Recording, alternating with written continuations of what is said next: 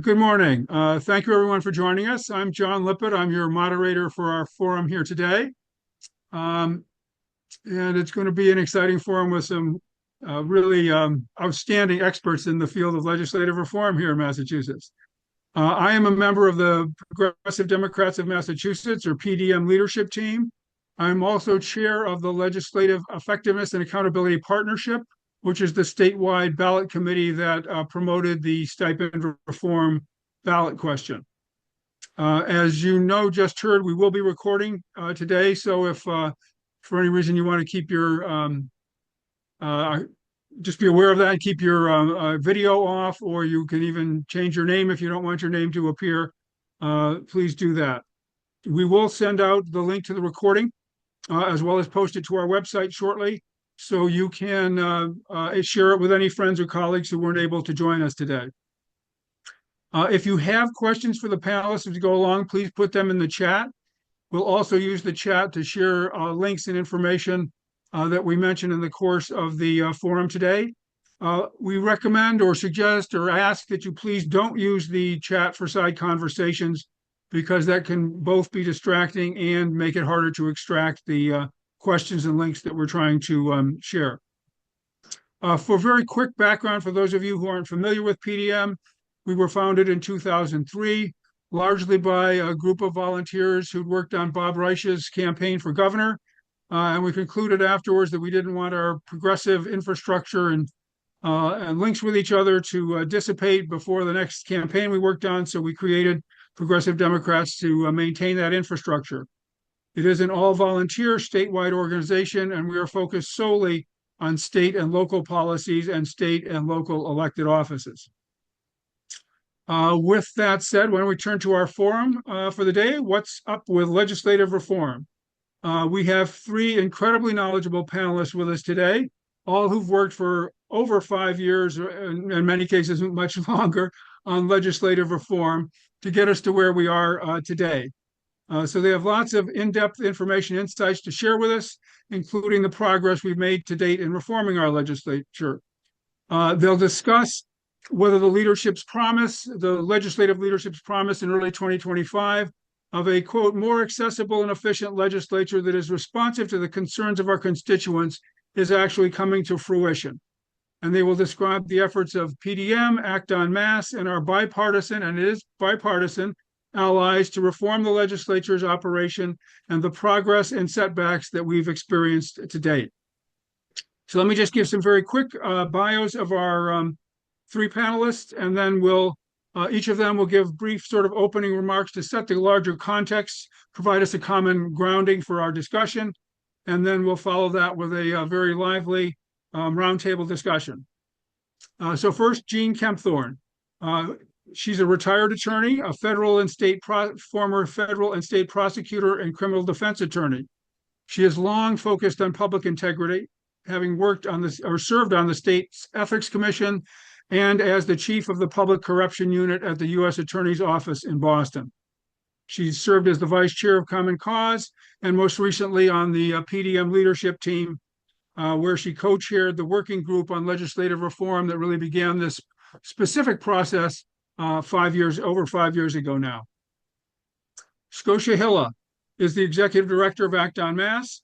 She's worked with Act on Mass for over 5 years, first as a volunteer and then as a regional organizer. She took some time off from that to complete a master's degree in local and regional climate policy, and then returned to Act on Mass as its executive director in 2024. And finally, but certainly last but not least, John Hecht, who has spent 12 years as a state representative up until 2021, and before that, 4 years as a city councilor from Watertown. Previously worked with a New York law firm as a program officer at the Ford Foundation, where he worked on human rights and governance in Beijing. He's taught East Asian law at Harvard Law School and co-founded the China Law Center at Yale Law School. He's on the steering committee of the Coalition to Reform Our Legislature and the leadership team of Progressive Democrats of Massachusetts. Thank you all three for joining us.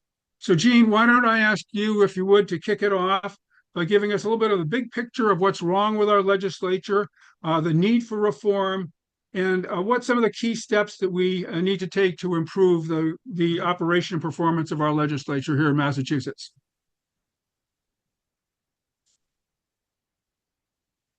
Thank you, John. Very nice introduction. That's a tall task. Let me just say, bottom line, democracy is at risk, not only in the country at large, but right here in the Commonwealth.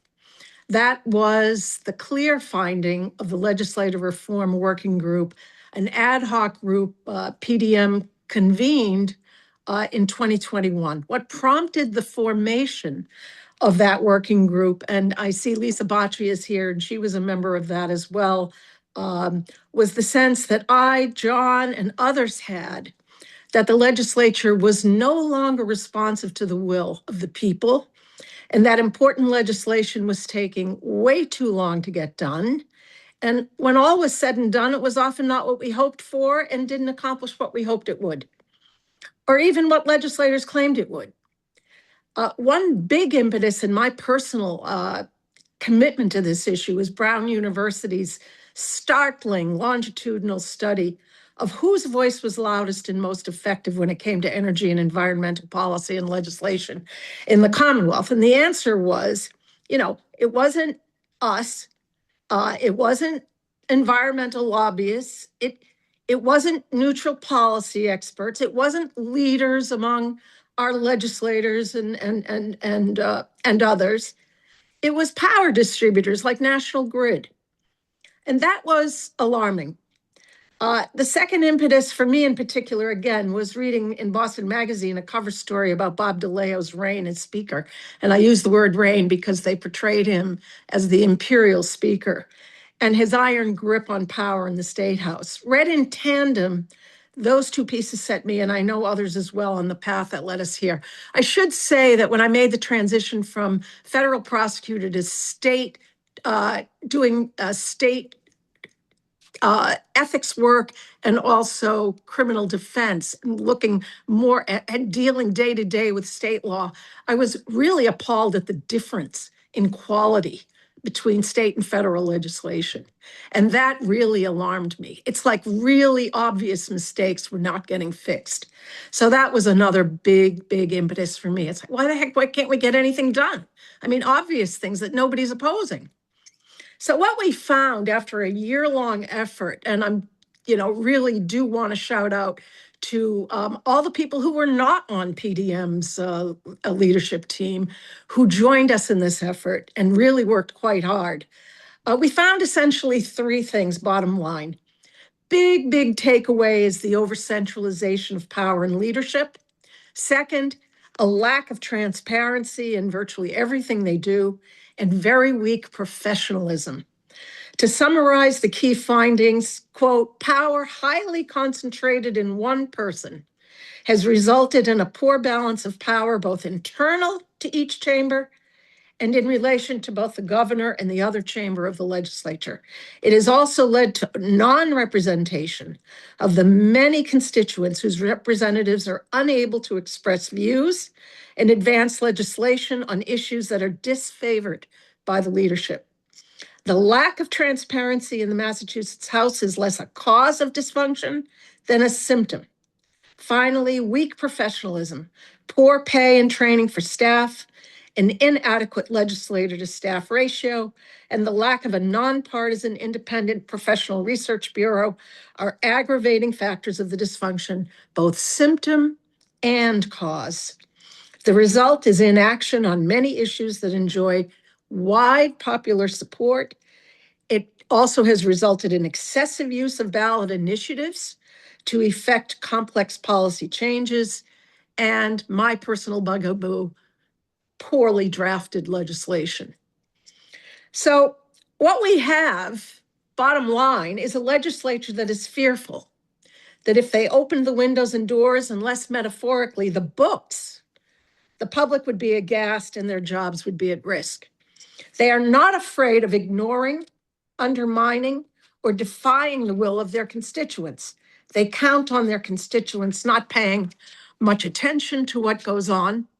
This concerted years-long push for greater transparency has threatened all of that, and we have a huge debt to pay to act en masse for the constant drumbeat on transparency. So 4 years later, Democracy in Decline was updated. I maybe neglected to say, we came out with a report in November of 2021 after that year of work called Democracy in Decline, the Massachusetts State Legislature. So 4 years later, I felt it's time to do an assessment. Where are we? What's changed? What's improved? What hasn't? And, we came out with a report this past November, 4 years after the issuance of the original report. Both reports are available at malegreform.org, which is the Coalition to Reform Our Legislature's website. So the key finding, and I'll be brief for this time, almost nothing changed. The legislature ignored the report entirely. No key reforms were instituted, with the exception last year of some rules changes, making committee votes public and establishing rules often honored in the breach about minimum advance notice of votes and other procedural changes. Otherwise, legislature continued to resist demands for accountability and transparency. It absolutely stonewalled the state auditor's efforts to audit. Productivity, which had already been very low, continued to decline. We saw 2023 to 2024 as the least productive start of the legislative session in at least 40 years. The end of the session was a disaster, as many of you may recall, with major bills not addressed. 2025-26 has been similar. Only 2 bills were passed by May of the first year, and as of now, as the formal session nears its end, there's only 10 top policy bills that have been passed outside the budget. Internecine conflict significantly spilled over to the public square, with legislators sniping at one another. The two chambers could not even agree on joint rules governing their operation in any of the years 2020 to 2024. That finally changed in 2025-26. So, that's what got us to where we are. And basically, we formed a coalition. We've already referred to it, the Coalition to Reform Our Legislature. We went far afield, outside the progressive community, outside the Democratic community, to a bipartisan, widely representative group to come up with initiatives. We established a website, and most important, we decided on some initiatives. John Hecht is going to talk more about them, but the things we chose to do were I was the big champion of an independent research bureau, fiscal analysis. We're here to help you. We think this will improve the quality. How could you oppose, making your operations better in terms of policy? The second was to really make a structural change to the incentive system, and that was the stipend reform legislation. And the third was to support the auditor in her efforts to open the books and the windows and the doors of the legislature. And I think, John, I've probably used up my time. Great. Thank you so much, Jean. Yes, you covered a lot of ground in just a few minutes, and that was really very a great context to provide. So yeah, John, if we can turn it over to you to talk a little bit more specifically about the two structural changes to the Fiscal and Policy Analysis Bureau and the stipend reform movement, which were both turned into bills that were filed in January 2025, and give us a little update on those efforts and the progress and where those two reforms stand. That would be great. Okay. Hello, everybody. Great to be with you, and good to be part of this, both look back as well as look forward on as far as the work we're doing on legislative reform in Massachusetts. I know a lot of you have been directly involved in one way or another, and appreciate all of your efforts. I'm glad to be part of it with you. As John just said, and as Jean very artfully teed up, we in 2024 turned our efforts to action through the Coalition to Reform Our Legislature, focusing, as Jean said, on supporting the audit question, but also filing two bills, very carefully crafted bills, to advance the other two priorities that CROL adopted, largely based on the Democracy in Decline report and the work of the PDM working group. The bill that Jean was the principal author of, to establish a legislative research and fiscal analysis office, did receive some help, shall we say, from legislators in terms of getting it filed. But beyond that, didn't get a whole lot of help in terms of actually moving the bill forward. These two bills, I should say, are both on the CROL website that Jean just mentioned, malegreform.com. I think certainly as far as the legislature's reaction, I think it's fair to say that what we encountered, with, not that we were greatly surprised, was sort of a bunker mentality, a refusal of people within the legislature to really engage seriously on what were very carefully crafted reform proposals. As I said, the bill that Jean authored, the Legislative Research and Fiscal Accountability Office, did get a bill number. It was sent to a committee. It received a hearing with virtually no notice to anyone who was interested in it, including Jean herself, and was quickly then shipped off to what's called study, which is essentially killing a bill in very sort of quick fashion.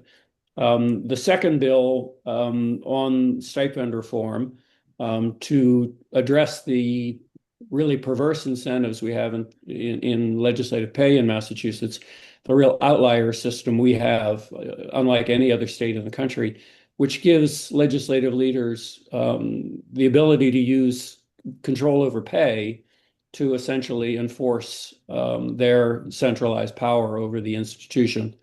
It also has created enormous inequities in pay among legislators, again, which is very unusual and undesirable, since all legislators are elected from equal-sized districts, and has essentially acted to reward committee chairs for keeping their work, behind closed doors and not engaging committee members or really opening up the committee process to the public in the way that I think we all think is appropriate and needed. So that bill, we ended up having to file it through what's called a citizen's right of free petition, which is a constitutional right in Massachusetts for citizens to file legislation directly in the legislature. We then, to our disappointment, found out that the citizen's right to free petition does not include the right to actually have your bill heard. So the bill ended up being essentially just filed and then stuck in a filing cabinet, and it was never heard about again. Again, I think a clear indication of the bunker mentality that we have in the legislature. We decided we were going to take matters into our own hands, at least with regard to the stipend reform proposal, and to convert it into a ballot question, an initiative petition for a law. We had enormous success at the outset, first of all, in gaining certification from the Attorney General for our stipend reform ballot initiative as an appropriate question for the ballot. That was after a very vigorous debate back and forth between us and people in the legislature, particularly in the Senate counsel's office, who argued that this was not an appropriate subject for the ballot. But the Attorney General agreed with us that it was, and certified our ballot question. And we went out with the help of our coalition members and many individual activists, including some again who are on this call, and gathered over 95,000 signatures between early September and the middle of November, really starting from scratch in terms of organizing our effort, which was really remarkable, and is actually the largest number of signatures gathered for any ballot question in last year's ballot, last year's cycle. So that was really quite an amazing accomplishment. And I should say that the coalition that put forward that ballot question grew over that time, to include again many sort of core progressive groups, including PDM, Progressive Massachusetts, Act on Mass, climate and healthcare organizations, including MassCare, a number of unions, and also people more toward the conservative end of the spectrum, ultimately including even the Massachusetts Republican Party organized. It's not very powerful, but still worth noting its organization to gather signatures. So that was a very impressive accomplishment, and I think it really scared the legislature. I think it showed them just how much support there was and how much interest there was in this issue statewide. The legislature, as a result, used what I would call sort of an end run on the normal legal process, constitutional process, for challenging the Attorney General's certification of a question. And at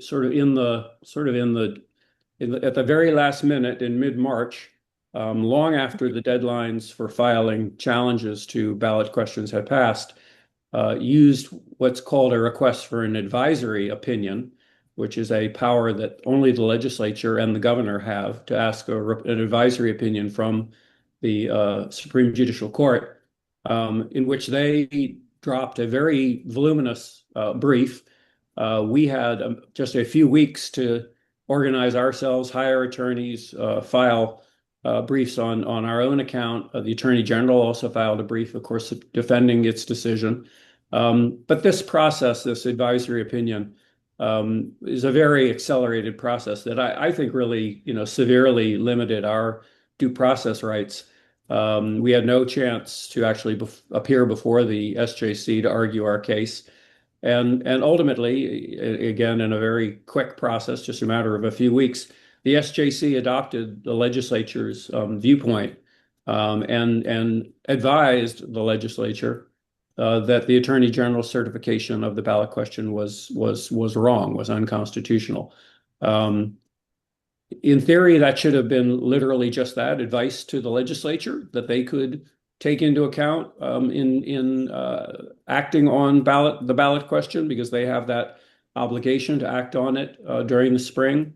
But unfortunately, what happened was the Secretary of State then relied on that advisory opinion to block our further progress to the ballot, refusing to give us the signature pages to do our second round of signature gathering.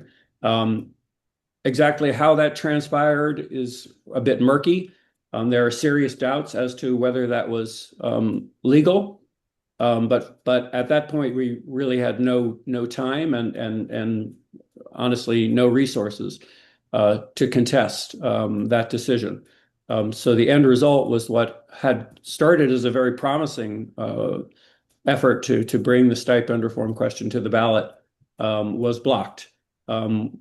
By no means does that mean we are out of options. We among other things, are going to be pursuing non-binding public policy questions on the ballot in a number of parts of the state this fall. We are organizing now to gather signatures to put those public policy questions on the ballot that essentially put before the voters the ability to instruct their legislators to adopt our stipend reform proposal.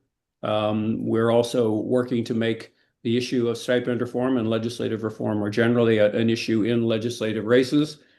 And we are preparing for the future in terms of bringing legislation again to the legislature at the new session in January, and considering our options for the ballot next year. One possibility that's been already endorsed by the Boston Globe is that instead of putting forward what was, I think we thought, a very well thought out, reasonable proposal to reform the stipend system, that instead we could put forward a proposal simply to eliminate it and put the ball back in the legislature's court to come back with something that's much more reasonable.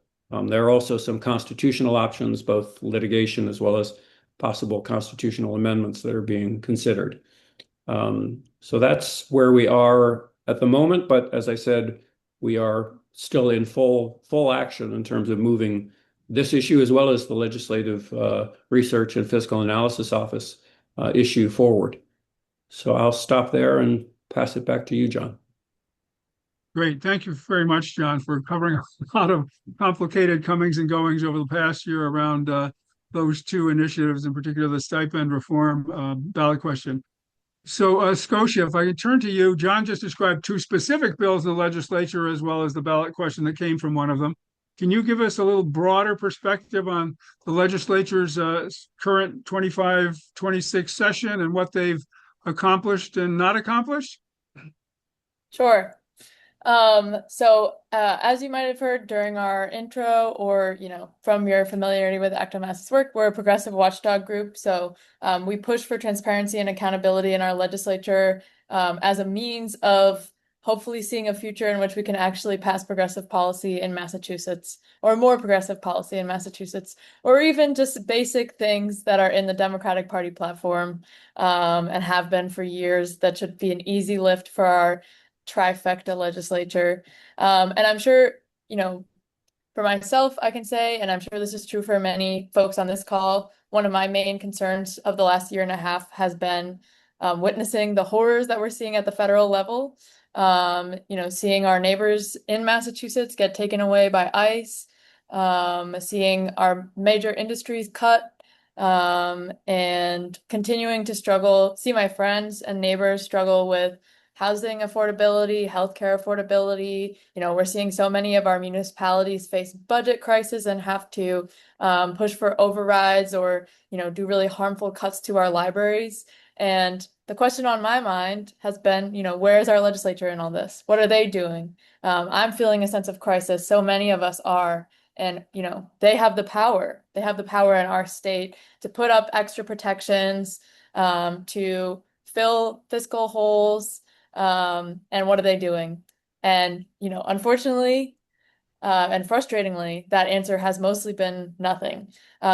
So last year was the second slowest year of legislative product in the last 50 years. So 2023 was slightly slower by like 10 bills, but they were moving, as Jean said, at a dramatically slow pace last year. We've been keeping track also of part of our watchdog work. We keep track of how many bills get finalized into law, how many are signed by the governor. So since 2025, they have passed 197 new laws, which sounds like a lot, but we're also one of 10 states that has a full-time legislature. So that's still, once every couple of days. And 150 of those are home rule petitions. So already most of those just pertain to a single city or town in Massachusetts.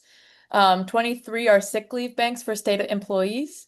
So, that pertain to just a single state employee.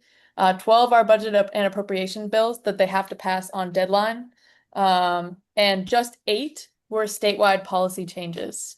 So let's let that sink in. In a year and a half of full-time lawmaking, they have made 8 changes to our general laws that have impact statewide. So don't just apply to a single town. I'm not counting 4 new state awareness days, which are technically statewide, but I don't think we need to count that. And of those of those new laws, which are now Massachusetts law, just one of those responded to the threats of the Trump administration. That was the Reproductive Shield Act 2.0 that was passed last year. It was a great piece of legislation and we were really proud to support it. But it has been really frustrating to see a lack of action still on healthcare, immigration. You know, they are now saying that they're going to pass the Protect Act. They've been saying that for months, but we're still a year and a half in to the Trump administration, and folks are still being terrorized by ICE. And, you know, we're really not feeling that sense of urgency.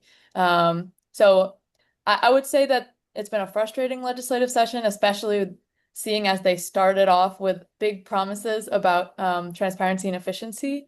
We were really thrilled to see those rules changes passed last year. Act on Mass has one of our major policy since we were founded in 2018 was that Massachusetts voters should be able to see how our representatives vote in committee. I was pushing for that as a volunteer for Act on Mass in 2020 and have been pushing since then. So that was very exciting, and it has allowed us to boost our organizing. There have been a couple of times where a committee vote was actually decisive, allowed constituents to be aware that legislation was moving before it actually passed, because they like doing things really fast when they're doing sneaky stuff. So it has allowed us to fight things like the fossil fuel written bill to gut our state's 2030 climate bill. Sorry, our 2030 climate goals. So that was something they tried to do last year because of a public committee vote. There was enough public outcry that they pulled that policy. But there's still a lot of work to do. And you might have seen in a previous PDM forum that many of those rules are also not being followed. So as a watchdog group, it has generated a lot more work for us.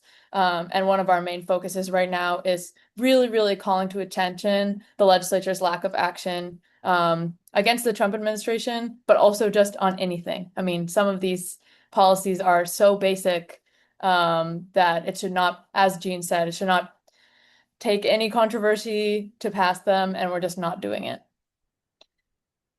So that's my piece. Great, thank you. Actually, Scotia, can you just say a few words about the quote transparency bill that the House passed last week, I think it was? Yes. Good call. So last week, this is one of those things where they tried to move it in the dead of night. I guess I should back up. So on the legislative audit, which was approved by voters, 72% won every town and city in Massachusetts.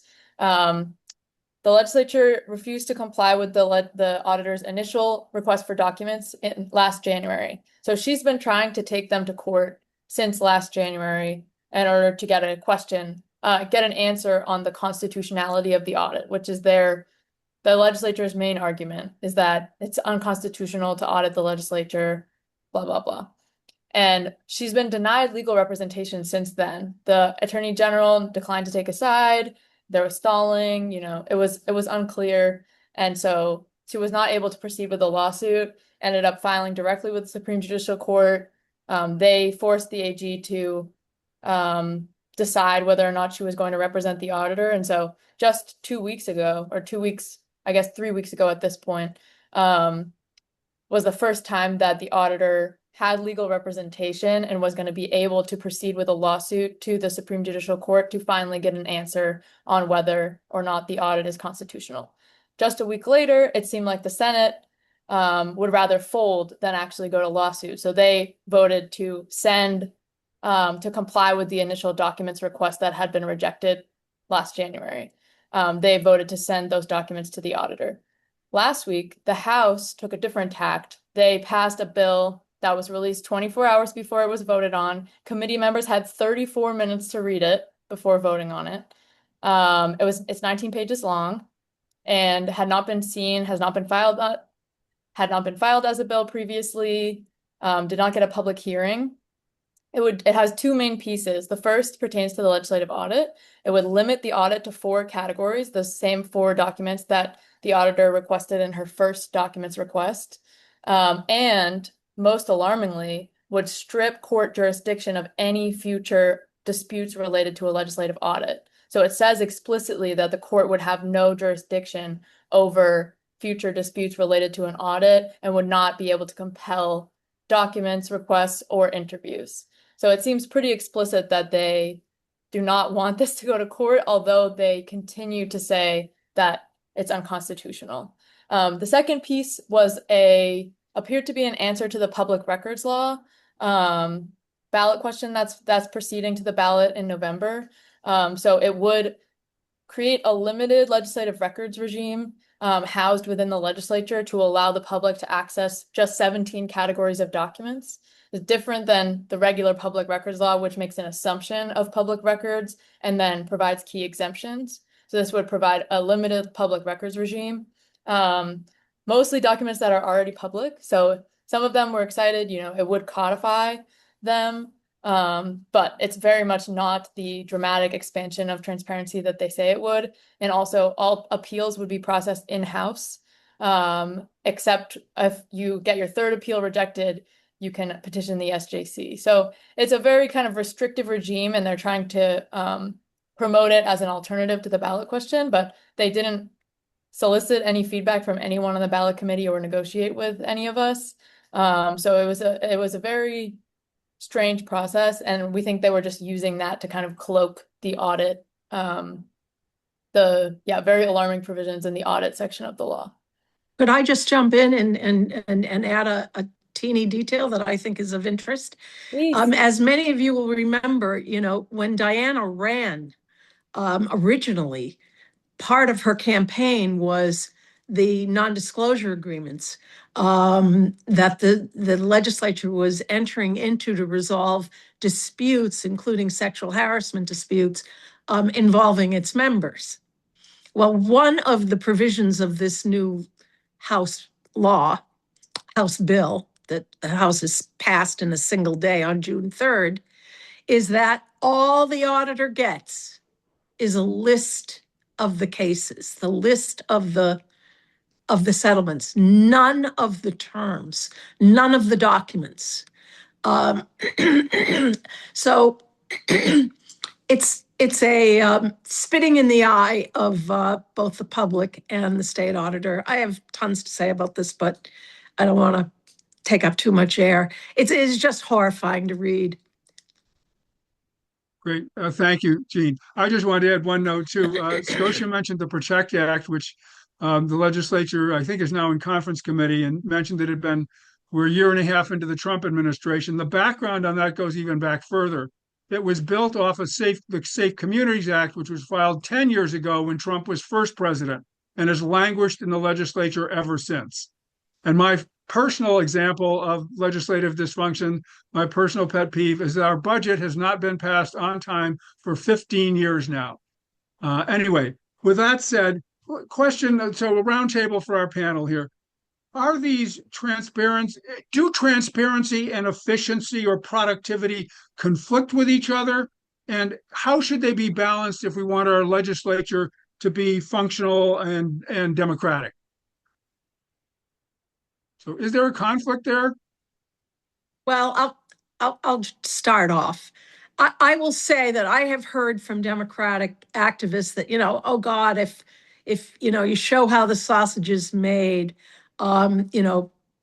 people could lose their jobs. I think that's actually the bigger fear, is that the legislature wants to be protected from taking hard votes. And transparency is really, threatens them in that way. I do not think that the argument can really convincingly be made that transparency and efficiency are trade-offs. It's more that transparency threatens incumbency. So is this all really about incumbent protection? Is that what's going on here? Or as opposed to efficiency or something? I'll jump in. I think there's certainly an element to that. I think it's also, again, a matter of who has the power in the legislature and their ability to wield that power. Yeah, I think when we talk about transparency, that is important, in a number of different ways. But one way in which it is important is that it leads to more participation by more members of the legislature. I think one of the reasons why the legislature resisted for so long making its committee votes public is that once you make the committee votes public, then the members of those committees have to explain themselves more, and then they begin to start demanding a bigger role. If they're going to have to explain themselves to their constituents, then they want to have control over their ability to actually be engaged. And we have a long ways to go just in terms of how the committees function. Committee votes public are very important, but we need committee proceedings to be public.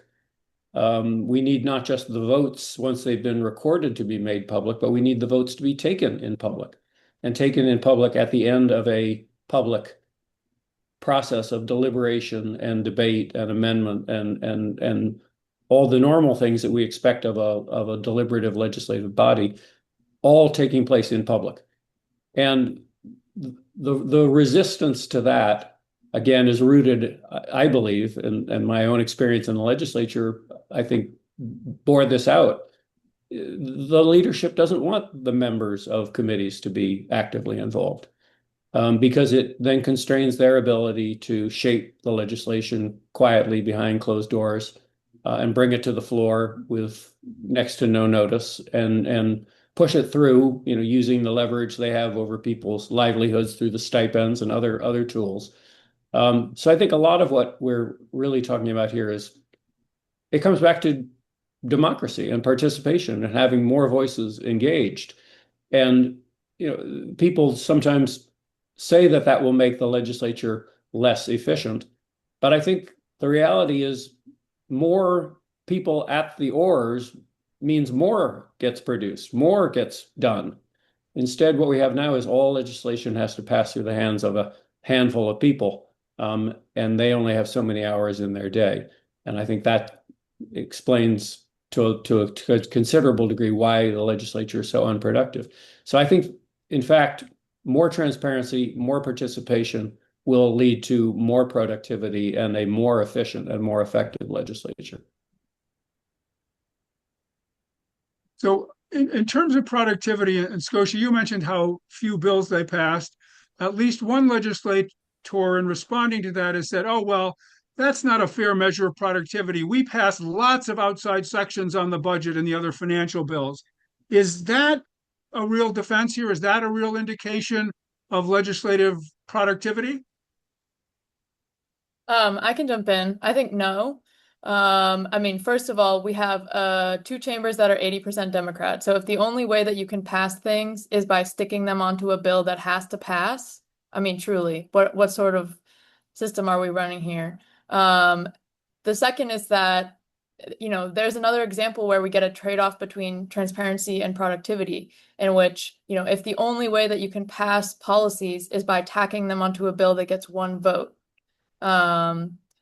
when you have the citizens looking at an omnibus bill that has, 200 pages of outside sections and legislation, you end up with a vote that's really unclear. Is my rep voting for these things? Is my rep voting for the earmark that the speaker included on page 57? Why do I have to do Control F to even find out what's going on in this bill? So, I mean, we find that a lot of what they're doing in outside sections is also not very substantive. I can really think of one major policy that they've passed in the last 2 years that was in an outside section, which was removing tenant paid broker fees. And even that bill, I mean, maybe Jean could talk about it more, contain a major loophole that has made enforcement really, really unclear. As someone that's been in the rental market for the last several months, that has not made a huge impact. And there's a lot of reports of tenants still being charged broker fees. So again, when we're only legislating by tacking things onto larger bills, things that haven't gone through a public hearing process or had expert comment, we end up with poorly written legislation, and we end up with very unclear votes that don't tell constituents much. And I guess the one last question I'll throw out here, and then I'll pull a few from the chat here, is a question. We've talked about power here. We've talked about how the legislative leaders have power and how, therefore, most legislators are disempowered, as are we as their constituents. But in terms of making policy decisions and determining which bills go through and which don't, where does the real power then lie?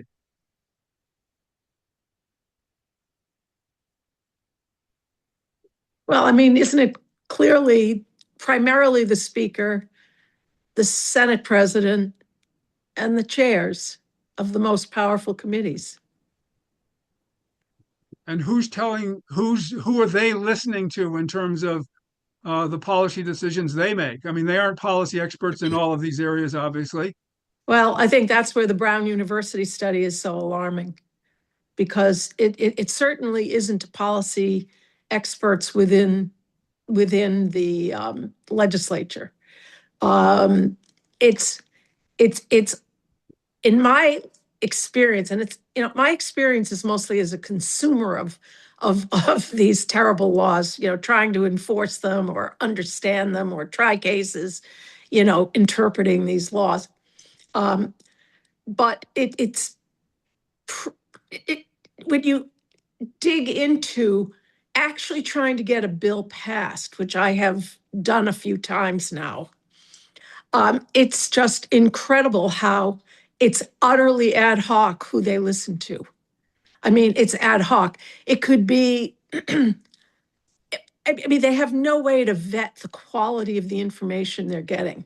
It's very troubling.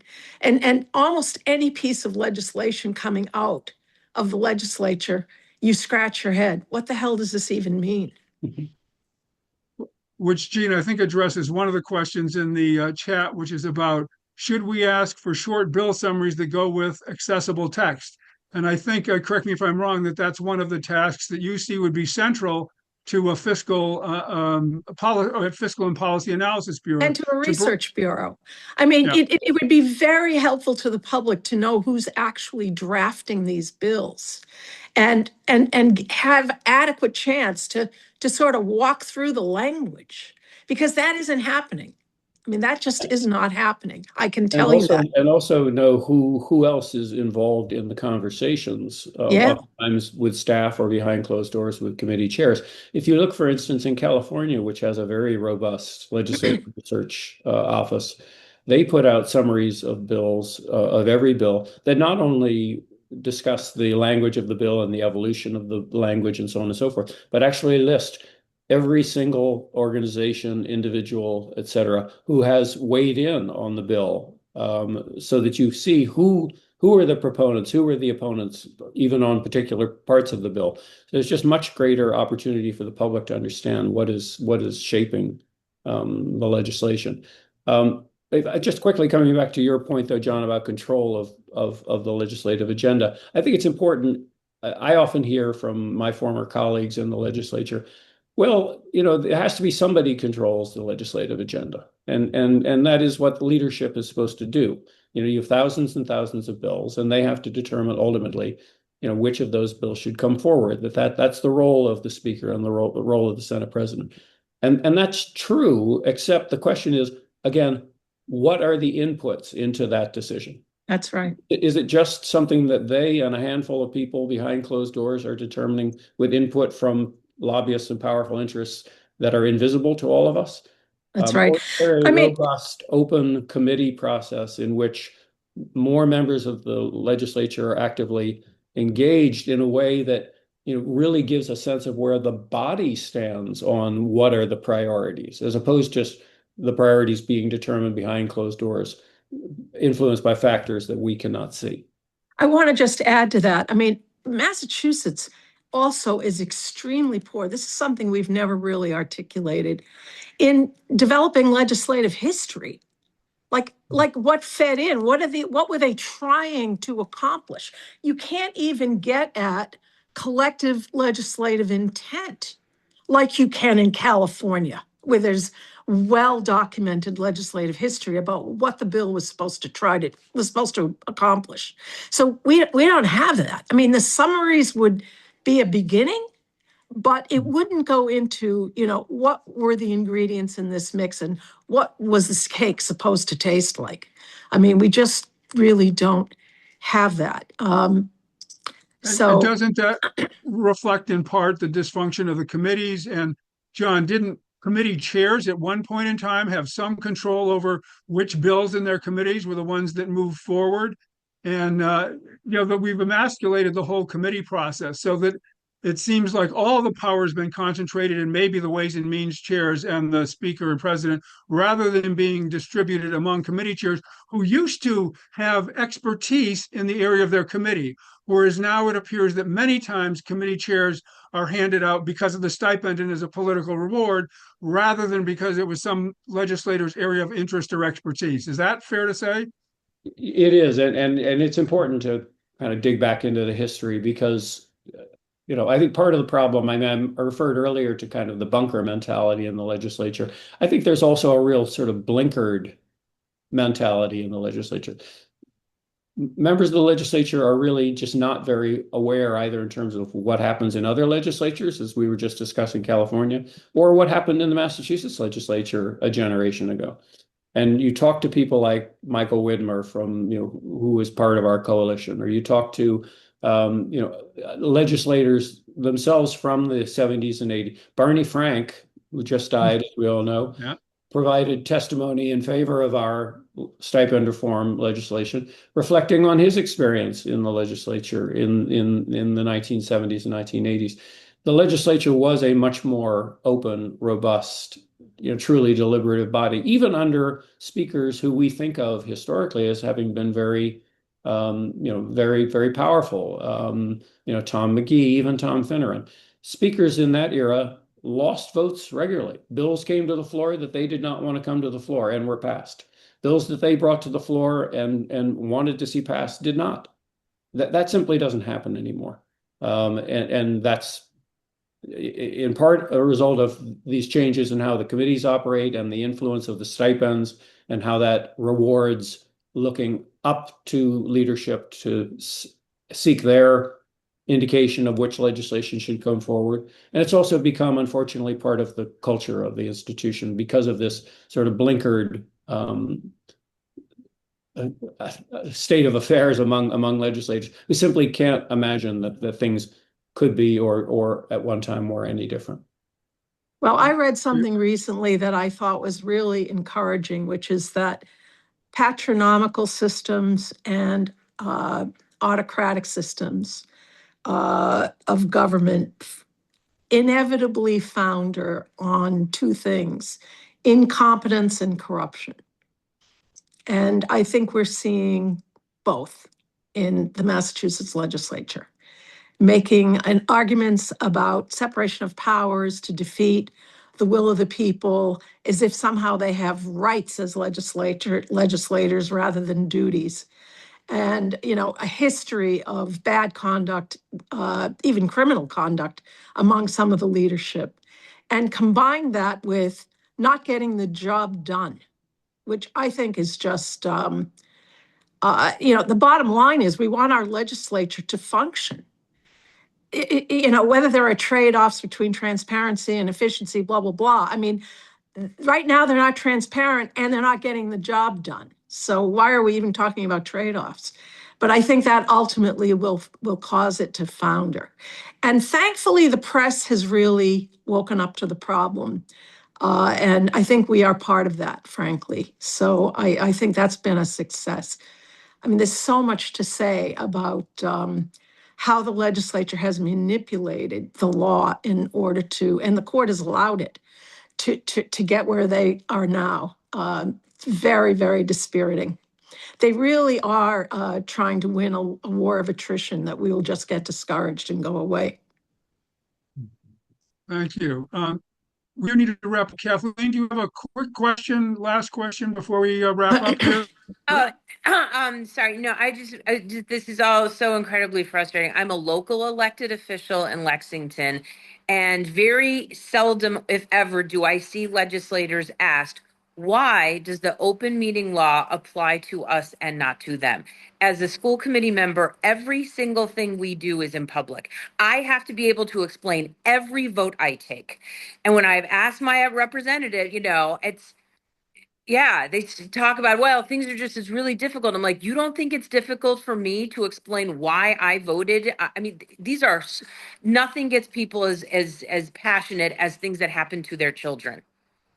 Everything is under a microscope. So I think it would be great to see people really force them to explain the very law they passed to apply to us, and how Yep. it yeah, they can't do it. But I think you underscored an important point that we hadn't really touched on, which is the hypocritical nature of the legislature on the public records law, and perhaps even the audit as well. It's like we will tell every other state, local government in the state that they have to comply with this open meetings law, the public records law, but we're going to exempt ourselves. And then in the most recent bill, they said, oh, well, the public record should apply to the governor's office, but we have limitations on how it applies to us, if I've got that right. Anyway, we do need to wrap up here, and we want to leave you with what we can all do to promote legislative reform and a better functioning and more democratic legislature. We will share this list when we share the recording of the session, because it sounds a little long, but first we will share the list of the local state rep and state senate districts where we're working to put a public policy question about stipend reform on the ballot.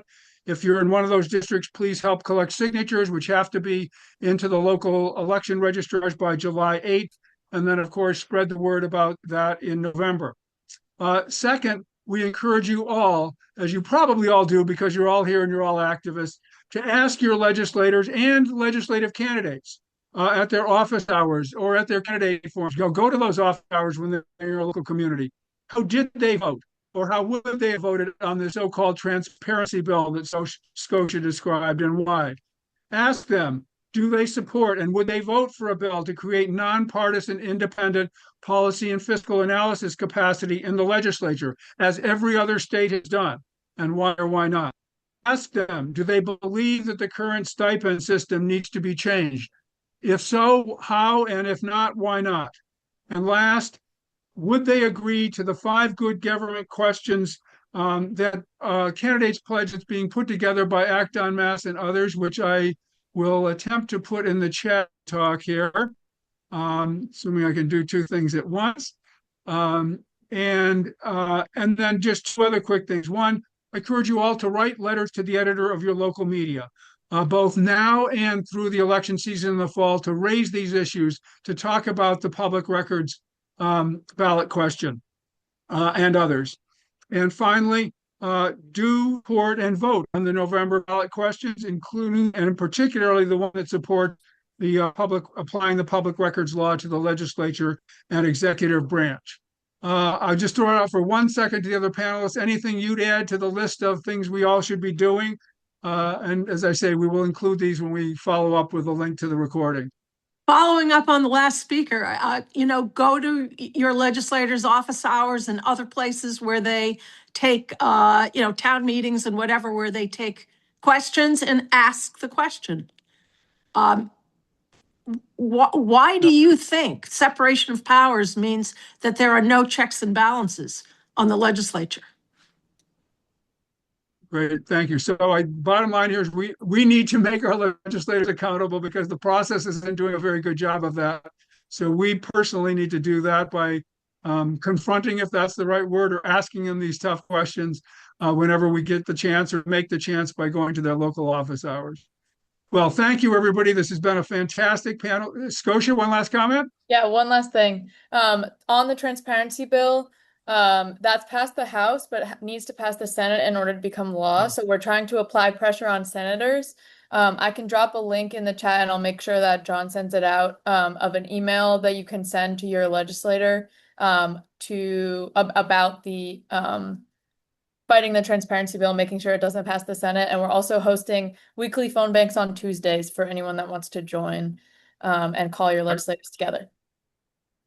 Thank you very much, Scotia. Good point, and a very immediate piece of action that we could all take is to make sure that transparency so-called transparency bill does not advance in the Senate, given this passed the House. All right. With that, I will thank everybody. Tremendous job, panel. I hope you all found it a very informative discussion.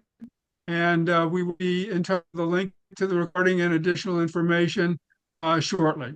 Thanks very much, everyone. Have